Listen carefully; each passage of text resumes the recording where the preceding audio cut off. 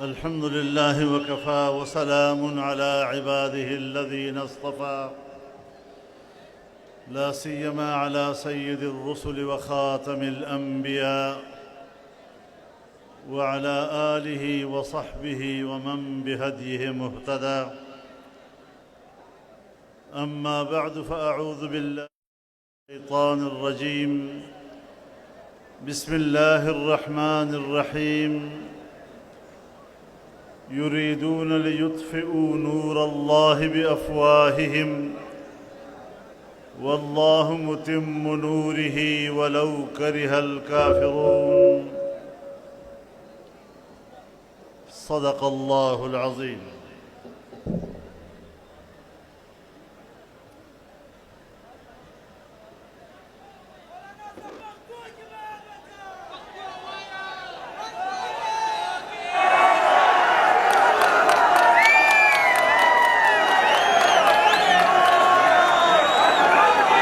جناب صدر محترم،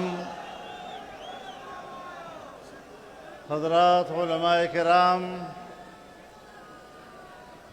بزرگان ملت، میرے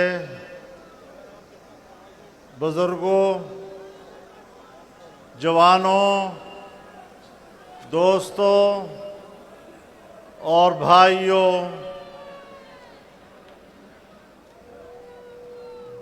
میرے قبلہ گاہ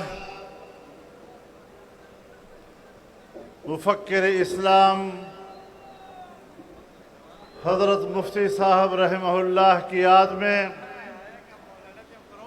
یہ فقید المثال کانفرنس منعقد ہو رہی ہے. آج ہم سے جدا ہوئے 45 سال گزر چکے ہیں، لیکن آج بھی وہ آپ کے اور پوری امت کے دلوں میں زندہ ہیں. انہوں نے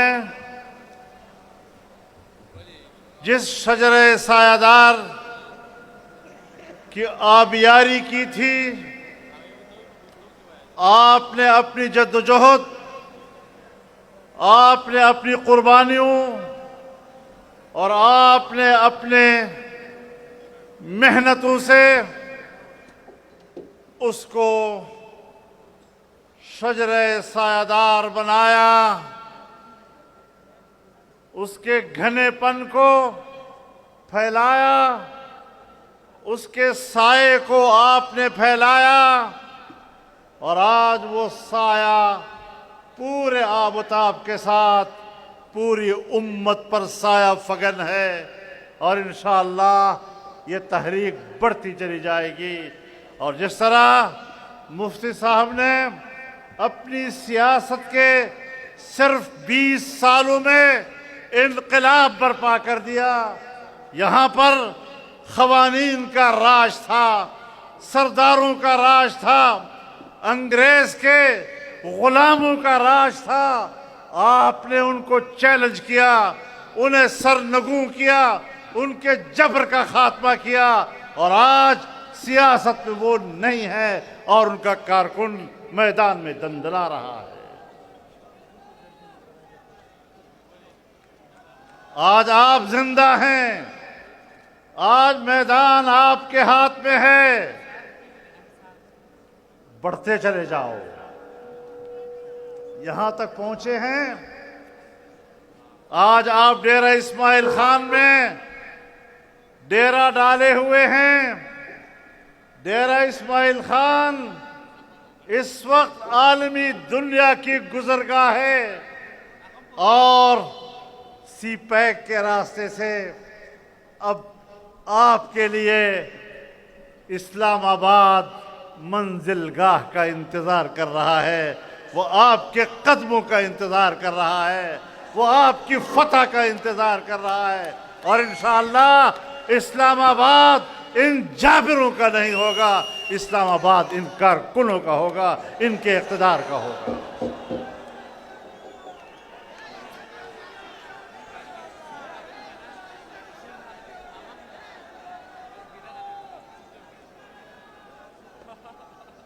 میرے محترم دوستو، وہ جس کے عزم پہ قربان جوانیوں کا غرور، وہ جس کے عزم پہ قربان جوانیوں کا غرور، وہ مرد پیر بے کیسا شباب رکھتا تھا، اور وہ اپنی زیست کے لمحوں کی لاج رکھتا تھا، وہ اپنی زیست کے لمحوں کی لاج رکھتا تھا، اور وہ کل کو اپنے تصرف میں آج رکھتا تھا۔ اور ایک مرد قلندر بھی کیا سکندر تھا، وہ ایک مرد قلندر بھی کیا سکندر تھا جو اپنے پاؤں کے ٹھوکر پہ تاج رکھتا تھا۔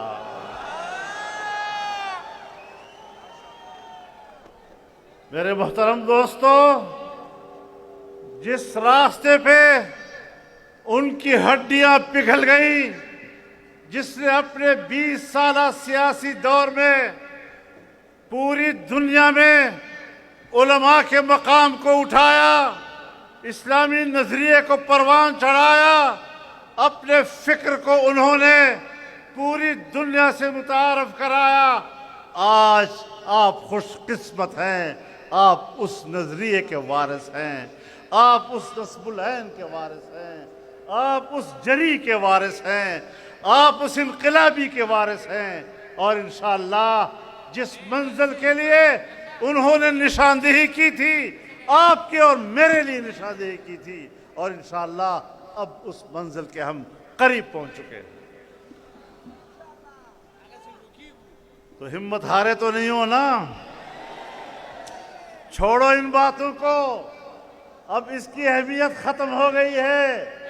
پارلیمنٹ پہ 5 سیٹیں ہیں، 10 سیٹیں ہیں، نہیں ہے۔ پارلیمنٹ کی اہمیت ختم ہو چکی ہے۔ پارلیمنٹ گھر کی لونڈی ہے اب اسٹیبلشمنٹ کی، اب ایوان کی حیثیت نہیں، اب اس میدان کی اہمیت ہے، اس میدان کی حیثیت ہے۔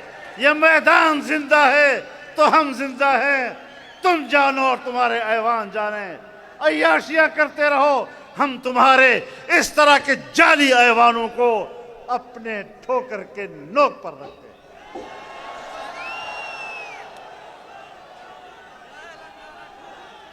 ہم جس جمہوریت کے علمبردار ہیں، وہ جمہوریت آئین کی جمہوریت، اسلام کی علمبردار جمہوریت، قرآن و سنت کی علمبردار جمہوریت، عوام کی نمائندہ جمہوریت، ہم اس کے قائل ہیں، اور اگر وہاں قرآن و سنت نہیں ہے، اگر وہاں اسلام کی سربلندی نہیں ہے، اعلاء کلمت اللہ نہیں ہے، وہاں غلامی ہے، ٹرمپ کی غلامی ہے، امریکہ کی غلامی ہے، غرب کی غلامی ہے، تو ہم ایسے نظام پر لعنت بھیجتے ہیں۔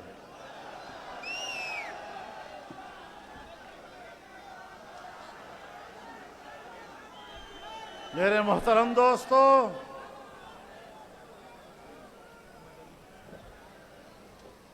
مفتی صاحب نے ہر محاذ پر کارہائے نمایاں انجام دیے۔ آپ نے دینی مدارس کو منظم کیا، آپ نے وفاق المدارس کے قیام کے روح رواں کا کردار ادا کیا،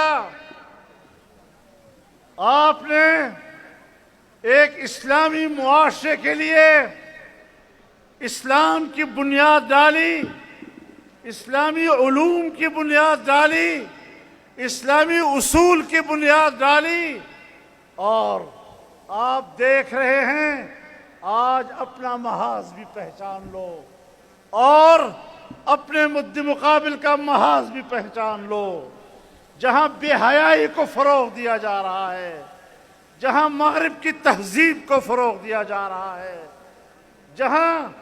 جہاں عریانیت کو فروغ دیا جا رہا ہے، اور اس عریانیت کو یہ لوگ اپنے لیے باعث فخر سمجھتے ہیں. جس عریانیت کو یہ روشن خیالی سے تعبیر کرتے ہیں، ہم نے اس کے مقابلے میں آواز بلند کی ہے.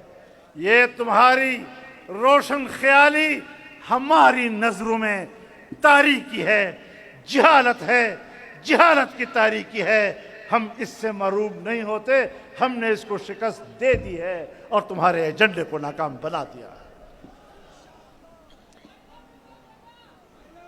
میرے محترم دوستو، اپنے نوجوان کو اٹھاؤ، نئی نسل کو شعور دو، اس کو بیدار کرو اور ان کو بتاؤ کہ آپ کا مستقبل ٹرمپ کی سیاست نہیں ہے، آپ کا مستقبل یہود کی سیاست نہیں ہے، آپ کا مستقبل ہنود کی سیاست نہیں ہے، آپ کا مستقبل مفتی محمود کی سیاست ہے. نعرہ تکبیر!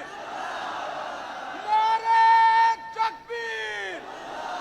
مفکر اسلام حضرت مولانا مفتی محمود! میرے محترم دوستو، جب پاکستان ٹوٹ گیا، کس بنیاد پر ٹوٹا؟ عوام کی اکثریتی ووٹ، اکثریتی رائے کا فیصلہ تسلیم نہیں کیا گیا. عوام کے منتخب پارلیمنٹ کا اجلاس اس وقت کے جنرل یحییٰ خان نے کہا تھا کہ نہیں بلانا، اور وہ اجلاس ملتوی ہوتا رہا اور کہا گیا کہ اگر کوئی ڈھاکہ گیا تو ہم ان کی ٹانگیں توڑ دیں گے. یہ مفتی محمود تھا جس نے اپنے وفد کی قیادت کرتے ہوئے ڈھاکہ کی سرزمین پر قدم رکھا اور کہا میں ملک کو توڑنے نہیں دوں گا. لیکن جب بڑوں نے فیصلہ کر لیا تھا، ملک ٹوٹ رہا تھا اور پاکستان بچا کچا پاکستان وجود میں آیا، 1 یونٹ ٹوٹا، صوبہ سرحد وجود میں آیا، تو اس کے پہلے وزیر اعلیٰ مفتی محمود بنے تھے. اور زیادہ لمبا عرصہ نہیں گزرا، 9 مہینے کے بعد جمہوریت پر شب خون مارا گیا. بلوچستان کی حکومت توڑی گئی، اور جب بلوچستان کی حکومت توڑ دی گئی تو یہاں صوبہ سرحد کی حکومت کے وزیر اعلیٰ نے احتجاجاً استعفیٰ دے دیا.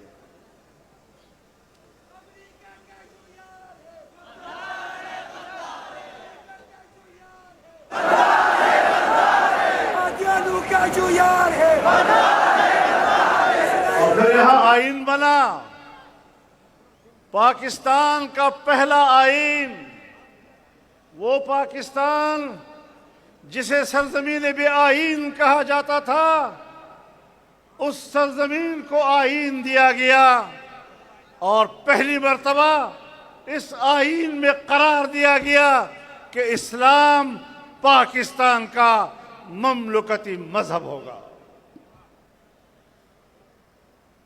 اس آئین میں یہ قرار دیا گیا کہ قانون سازی قرآن و سنت کے تابع ہوگی، اور یہ قرار دیا گیا کہ قرآن و سنت کے منافی کوئی قانون نہیں بنے گا. اسلامی نظریاتی کونسل کا قیام عمل میں آیا، اس کی سفارشات پر قانون سازی ہوگی. لیکن میرے دوستو، 1973 میں جو اسلامی نظریاتی کونسل بنی، اس کے سفارشات مکمل ہوئے، پارلیمنٹ میں آئے، لیکن آج تک کسی ایک سفارش پر بھی قانون سازی نہیں کی گئی. اس میں ڈکٹیٹروں کے دور بھی گزرے. ضیاء الحق نے اسلام کے نام پر 11 سال حکومت بھی کی، لیکن کوئی قانون سازی نہیں کی گئی. قوم کے ساتھ کھلواڑ ہوتا رہا. میرے محترم دوستو، وہی دور تھا جب قادیانیت کا کیس پارلیمنٹ میں لایا گیا اور قادیانی قیادت کو پارلیمنٹ کے کٹہرے میں لا کر کھڑا کر دیا گیا۔ دلیل کا میدان تھا، جذبات کا میدان نہیں تھا، نعروں کا میدان نہیں تھا، کتاب کا میدان تھا، کتاب کے حوالوں کا میدان تھا۔ 13 دن تک وہاں پر جرا ہوئی اور دلائل کی دنیا میں کتابوں کے حوالے سے مفتی محمود اور اس کی ٹیم نے قادیانیت کو ڈھیر کر دیا اور ثابت کر دیا کہ وہ پاکستان کے مسلمانوں کا حصہ نہیں، وہ ادارہ اسلام سے خارج ہے۔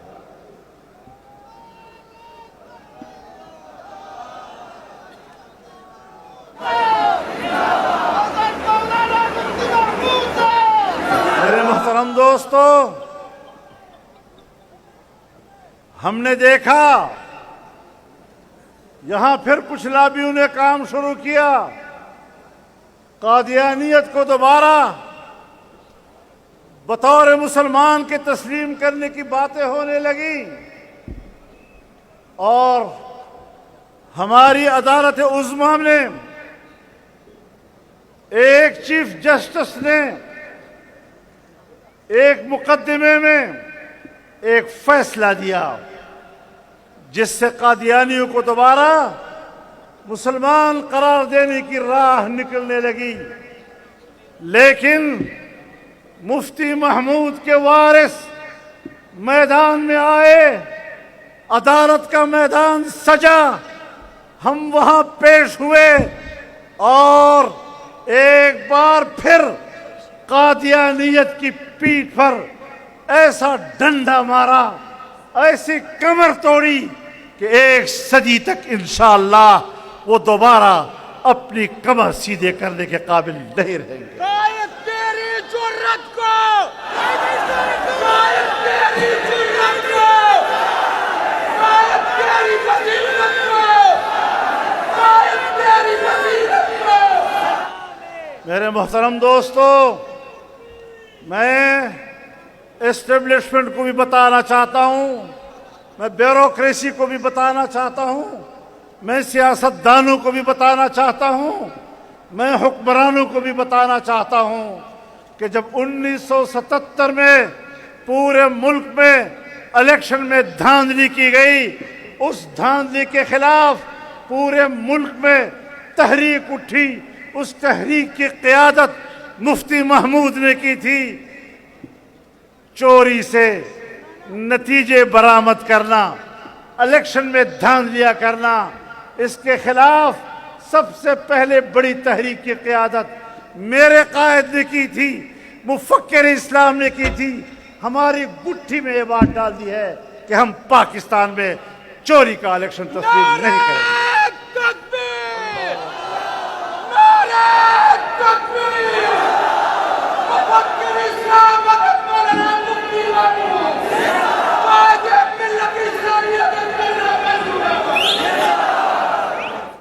چوری ہوئی ہے، 2018 میں بھی ہوئی، ہم نے کہا ہم تسلیم نہیں کرتے۔ 2024 میں ہوئی، پارلیمنٹ میں ہوئی، اس صوبے کے الیکشن میں چوری ہوئی، ہم نے نہ صوبے کی چوری کو تسلیم کیا، نہ ہم نے وفاق کی چوری کو تسلیم کیا، نہ ہم نے 2018 کی چوری کو تسلیم کیا، نہ ہم نے 2024 کی چوری کو تسلیم کیا، اور لڑتے رہیں گے یہاں تک کہ پاکستان کے عوام کو اس کے ووٹ کا حق واپس نہ دلا دیں۔ جعلی اسمبلی نامنظور، جعلی اسمبلی، جعلی اسمبلی، جعلی الیکشن، مینڈیٹ چور، مینڈیٹ چور۔ میرے محترم دوستو، یہ وہ سیاست ہے جس کے نام سے کانفرنس منعقد ہو رہی ہے، وہی اس نظریے اور اس اصول کے رہبر تھے۔ اگر ہم واقعی ان کے پیروکار ہیں تو پھر ہمیں ثابت کرنا ہوگا کہ ہم نے اصول کی سیاست کرنی ہے، جمہوریت کی سیاست کرنی ہے، اخلاق کی سیاست کرنی ہے، شائستگی کی سیاست کرنی ہے۔ ہم اختلاف کرتے ہیں، ہم اختلاف کریں گے، لیکن ہماری سیاست گالیوں کی سیاست نہیں ہے، بدتمیزی کی سیاست نہیں ہے، بد اخلاقی کی سیاست نہیں ہے، فحاشی اور عریانی کی سیاست نہیں ہے، اعلیٰ اسلامی اقدار کی سیاست ہے۔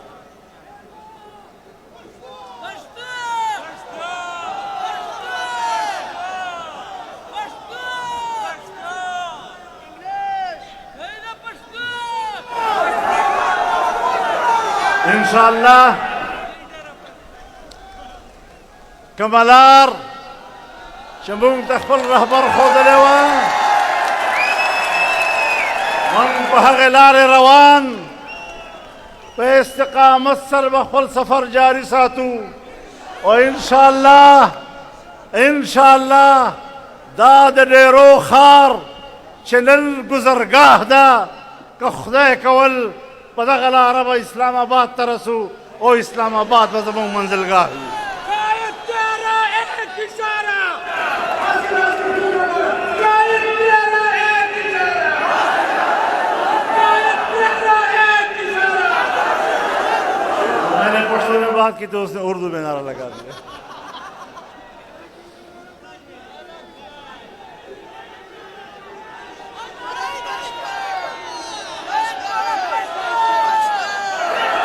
میرے محترم دوستو، یہاں اس ملک میں ایک اور تحریک شروع ہوئی کہ اسرائیل کو تسلیم کیا جائے۔ اسرائیل کو تسلیم کرنے میں ہمارا بڑا مفاد ہے، لیکن آپ کی طاقت تھی جو میدان میں نکلی، اس نظریے کو مارا، اسرائیل کو تسلیم کرنے کے عزائم کو توڑا، اور آج کسی کا مائی کا لال بھی پاکستان میں اسرائیل کو تسلیم کرنے کی بات کرنے کی جرات نہیں کر سکتا۔ لبیک لبیک۔ میرے محترم دوستو، آپ کی حکمرانوں کے فلسفے اور ان کی معروضی سوچ وہ قرآن کے مستقل فیصلوں کا مقابلہ نہیں کر سکتی۔ حکمرانوں کی لالچی نظریے، حرص کے نظریے وہ رسول اللہ صلی اللہ علیہ وسلم کے قطعی فیصلوں کی تردید نہیں کر سکتے، اس کا مقابلہ نہیں کر سکتے۔ اللہ رب العزت نے یہودیوں پر قیامت تک لعنت بھیجی ہے، اور یہ وہ سازشی لوگ ہیں کہ قرآن کہتا ہے کہ جب بھی معاہدہ کریں گے یہ توڑیں گے، مسلسل معاہدے توڑیں گے۔ آج ایک بار پھر معاہدہ کیا جا رہا ہے، دنیا کا ٹرمپ خان آیا ہوا ہے، وہ صلح کرا رہا ہے۔ ہم نے بہت سے صلح دیکھے، ہم نے امریکہ کی مداخلتیں دیکھی، ہم نے یورپ کی مداخلتیں دیکھی۔ اس سرزمین پر کتنے معاہدات ہوئے، لیکن ہر معاہدے کا نتیجہ یہ نکلا کہ فلسطین کو کمزور کیا گیا اور اسرائیل کو طاقتور بنایا گیا۔ آج بھی ہمیں معاہدات کی وہ تاریخ نہیں بھولنی چاہیے، اور ہمیں واضح طور پر اپنا یقین رکھنا چاہیے۔ ٹرمپ صاحب، آج آپ کہتے ہیں میں خون ریزی روکنا چاہتا ہوں، ہم جانتے ہیں 2.5 سال تک 2 سال تک تم نے وہاں خون ریزی کرائی، 70,000 فلسطینیوں کا قتل عام کرایا۔ آپ نے مسلمانوں اور فلسطینیوں کے قتل عام کے لیے 2023 میں 21 ارب ڈالر کی امداد ان کو دی۔ آپ نے مسلمانوں کو قتل کرنے کے لیے ان کو لڑاکا طیارے فراہم کیے، ان کو راکٹ فراہم کیے، ان کو میزائل فراہم کیے۔ انہوں نے عام مسلمانوں کو، عام انسانیت کو تحت تیغ کیا اور بارود و آہن کی بارش وہاں پر ہوئی۔ آپ مجھے بتائیں، کیا جنیوا انسانی حقوق کنونشن کے اصول کسی عام شہری پر بمباری کی اجازت دیتے ہیں؟ کیا اقوام متحدہ کے انسانی حقوق کا چارٹر وہ محفوظ انسانیت پر اس طرح کی بمباری کی اجازت دیتا ہے؟ آپ نے 1.5 لاکھ سے زیادہ لوگوں کو زخمی کیا ہے، اتنے ہی لوگ بے گھر ہو چکے ہیں، اور بھوک کی وجہ سے، بیماریوں کی وجہ سے ہزاروں تک اموات پہنچ گئی ہیں۔ یہ انسانی جرم ہے۔ اسرائیل اور نیتن یاہو اس انسانی جرم کے مرتکب ہوئے ہیں، اور عالمی عدالت انصاف نے نیتن یاہو کو انسانی جرم کا مرتکب قرار دیا ہے، اس کو سزاوار قرار دیا ہے، بجائے اس کے کہ اس کو مجرم سمجھ کر گرفتار کیا جائے۔ امریکہ میں اس کو گرفتار کیا جاتا، ٹرمپ نے اپنے پہلو میں کھڑے ہو کر ان کے ساتھ پریس کانفرنس کی۔ آج وہ اسرائیل آ کر ان کی اسمبلی سے خطاب کر رہا ہے۔ ہم مصلحتوں کی بات نہیں کر رہے، اصول کی بات کر رہے ہیں۔ میں آج بھی سمجھتا ہوں کہ اسلامی دنیا اور ان کے حکمران ہوش کے ناخن لے۔ جس قوم پر اللہ نے قیامت تک اعتماد نہیں کیا، جس قوم پر جناب رسول اللہ صلی اللہ علیہ وسلم نے قیامت تک اعتماد نہیں کیا، جس قوم کو اللہ اور اس کے رسول نے مسلمان کا بدترین دشمن قرار دیا، آپ کس امید پر ان کے ساتھ صلح کی طرف جانا چاہتے ہیں؟ ان سے کیا توقع وابستہ کرنا چاہتے ہیں؟ اور لڑائی رہے گی، قیامت قریب آئے گی، یہی یہودی اور مسلمان آپس میں لڑیں گے، مسلمان یہودیوں کو قتل کریں گے، یہاں تک کہ یہودی درخت کے پیچھے چھپیں گے، پتھر کے پیچھے چھپیں گے۔ حدیث میں آتا ہے، رسول اللہ صلی اللہ علیہ وسلم فرماتے ہیں، جب یہ پتھر کے پیچھے چھپنے لگیں، جب یہ درخت کے پیچھے چھپنے لگیں، تو اس وقت پتھر پکارے گا، یا مسلم، یا عبداللہ، اے مسلمان، اے اللہ کے بندے، ورائی یہودی فاقتلوہ، میرے پشت پہ یہودی چھپا ہوا ہے، مارو اس کو۔ درخت کہے گا، یا مسلم، یا عبداللہ، ورائی یہودی فاقتلوہ، خدا کی قسم تمہیں پتھر بھی پناہ نہیں دے گا، تمہیں درخت بھی پناہ نہیں دے گا، اور تم نیست و نابود ہوگے، انشاءاللہ مسلمانوں کے ہاتھوں تمہیں نیست و نابود ہونا پڑے گا۔ نعرہ تکبیر! یہودیوں پہ لعنت! یہودیوں پہ لعنت! امریکہ پہ لعنت! یہودیوں کے ایجنٹوں پہ لعنت! فرق واضح ہے، فرق واضح ہے۔ یہودی دجال کا انتظار کر رہے ہیں اور دجال کو نجات دہندہ سمجھتے ہیں، مسلمان حضرت مہدی کا انتظار کر رہے ہیں اور وہ مہدی کو نجات دہندہ سمجھتے ہیں۔ انشاءاللہ بالآخر فتح مسلمانوں کی ہوگی، اور یہودیوں تمہارا منہ کالا ہوگا، تم پر مسلمان کبھی اعتماد کرنے کو تیار نہیں ہو سکتا۔ میں پاکستان کے سیاستدانوں کو بتانا چاہتا ہوں، یہ تو اللہ اور اس کے رسول کے فیصلے ہیں جو احادیث میں تواتر کے ساتھ ثابت ہیں۔ اور قائد اعظم نے کہا تھا، قائد اعظم نے اسرائیل کی حکومت بننے کے بعد سب سے پہلا بیان دیا تھا کہ یہ ایک ناجائز ریاست ہے۔ اس نے جس کو ناجائز ریاست کہا اور جس کو انہوں نے عربوں کی پیٹھ پہ گھونپا ہوا خنجر قرار دیا، آج قائد اعظم کا نام لینے والے، بانی پاکستان کے پیروکار کہلانے والے، انہی کے اصول اور انہی کے فیصلوں کو روند رہے ہیں۔ تمہیں شرم نہیں آتی؟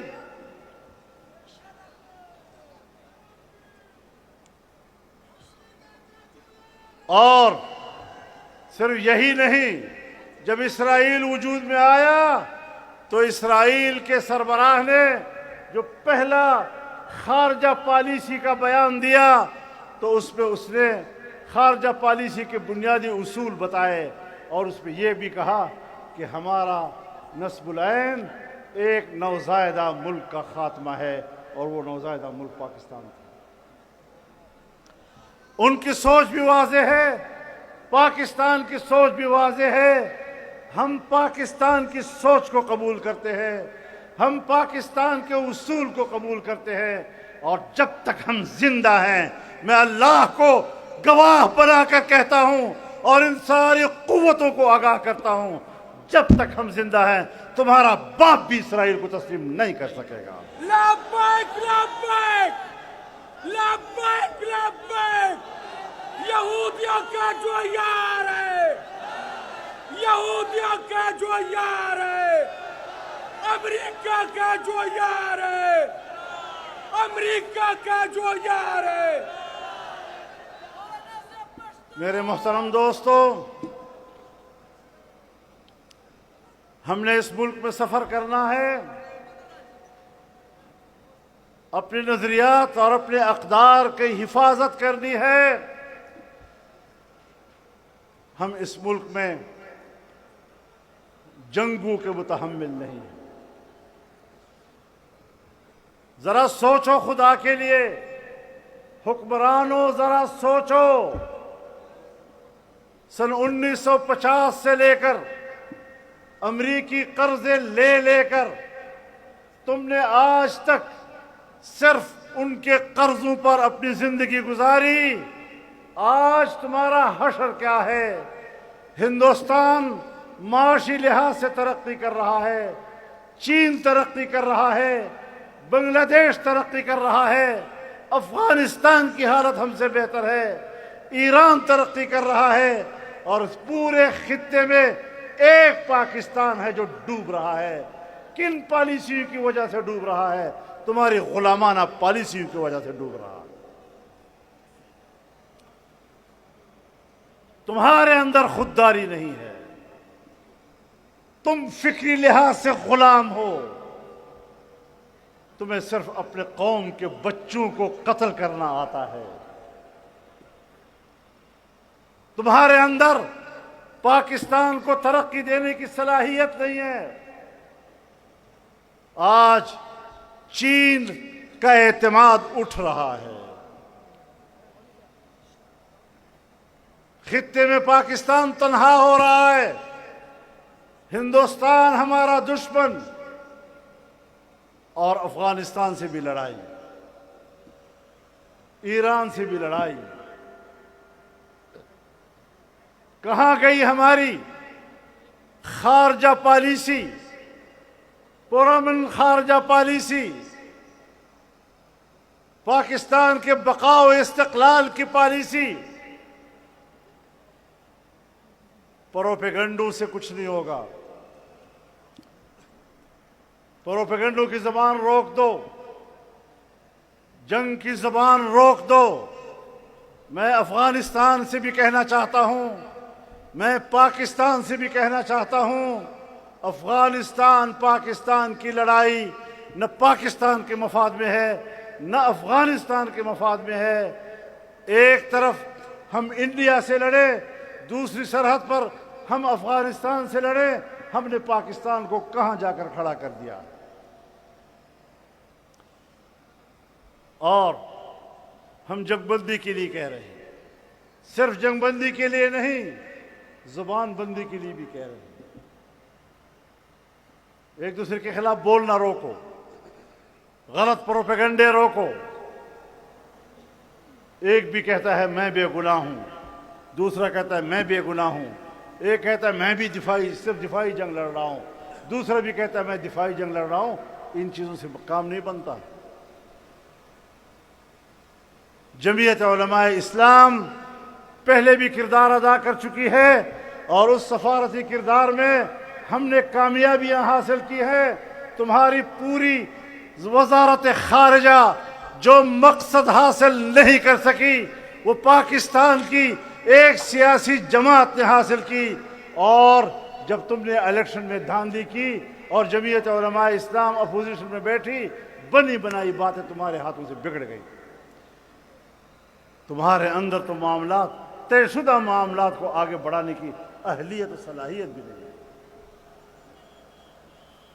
ہم آج بھی دونوں ملکوں کے درمیان معاملات کو ٹھیک کرنے کے لیے کردار ادا کرنے کو تیار ہیں، لیکن اس کردار کے لیے ماحول دینا پڑے گا۔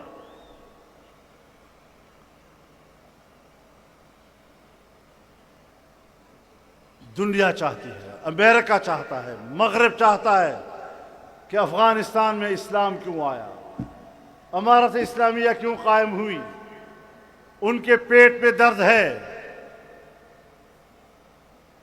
ہم نے بہت پراکسی جنگ لڑ لی، کمیونسٹ آئے، ہم نے مجاہدین کا ساتھ دیا، مجاہدین آئے آپس میں لڑے، ہم نے دوسرے مخالف کا ساتھ دیا، طالبان آئے وہ لڑے، ہم نے طالبان کا ساتھ دیا۔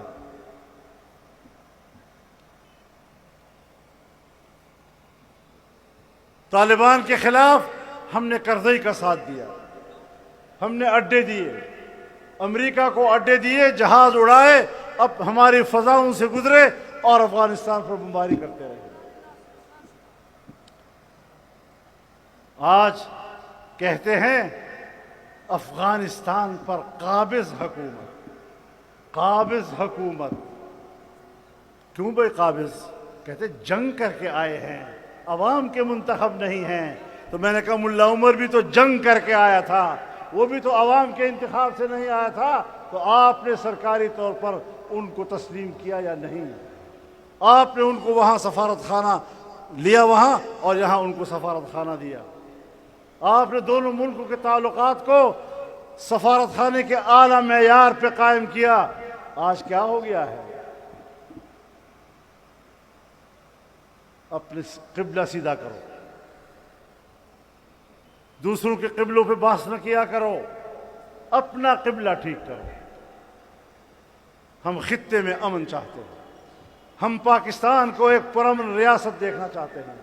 پرامن ہوگا تو پھر اس کے بعد پاکستان معاشی ترقی کر سکے گا۔ اپنے پالیسیوں پہ نظر ثانی کرو۔ ملک میں اگر مسلح گروہ پھر رہے ہیں تو پاکستان کے اندر تو مسلح گروہ موجود ہیں، اور جاتے ہو افغانستان میں بمباری کرنے کے لیے تو درون درچ کر دی کہ بیرون خانہ آئی۔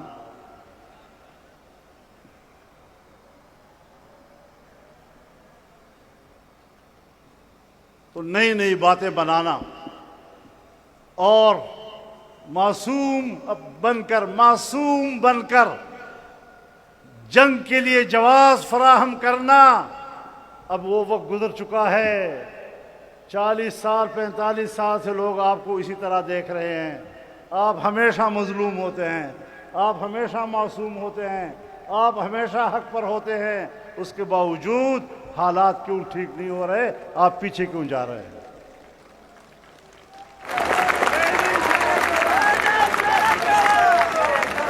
اپنی پالیسیوں پہ نظر ثانی کرو، بیٹھو دوبارہ۔ اور میں اپنے حکمرانوں سے بھی کہنا چاہتا ہوں کہ دوسروں کا گلہ نہ کیا کرو، ذرا تھوڑا جیاں اپنے منجے دے تھلے اپنا ڈانگ بھی پھیرو ذرا، کہیں تمہارے اندر گھس بیٹھیے وہ ایسے حالات تو نہیں پیدا کر رہے؟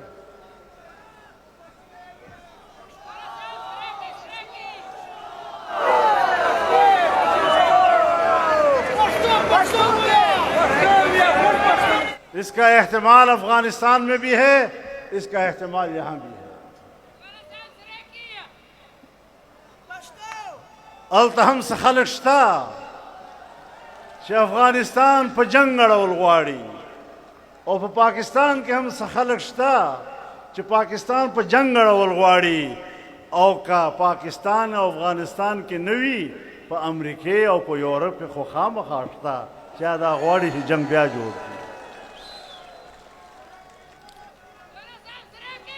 ہمیں امریکہ اور مغربی خواہشات کے تابع سیاست نہیں کرنی، اور یہ کہنا کہ پاکستان اور ہم تو پاکستان کے لیے کر رہے ہیں، ہم اتنے بھولے بھالے نہیں ہیں۔ مشرف نے کہا تھا سب سے پہلے پاکستان، ہم نے اس کو بھی کہا تھا جھوٹ بولتے ہو، تم کسی کے نمائندہ بن کر جنگ لڑ رہے ہو۔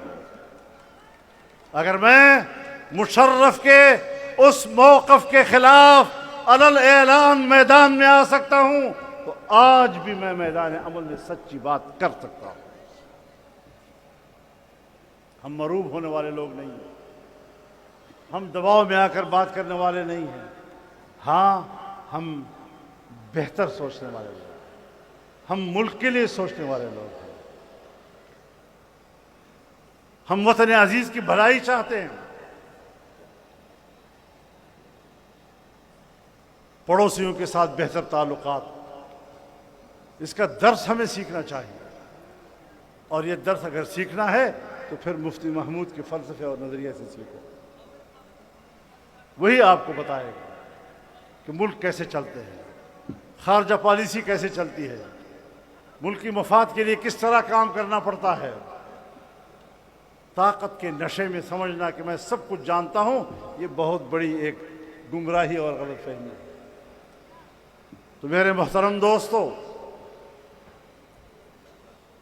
انشاءاللہ العزیز مفتی محمود نے جہاں سے سفر شروع کیا اور جو نشان راہ ہمیں انہوں نے عطا کیا، آج پاکستان کا ہر نوجوان ہر طرف پھیلا ہوا وہ آج ان کے نظریے کو آگے بڑھا رہا ہے، اور اسی طرح کانفرنسیں انشاءاللہ ملک بھر میں ہوں گی اور ہوئی ہیں، اور آپ نے تاریخ ساز اجتماع کیے ہیں۔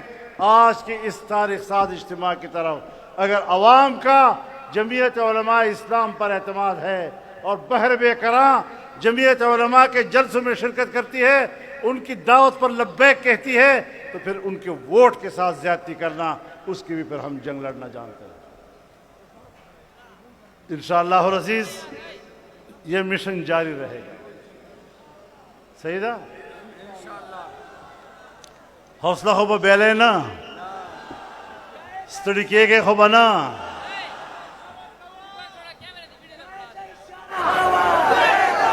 مشران و سبق خوبہ ہے روائے نا،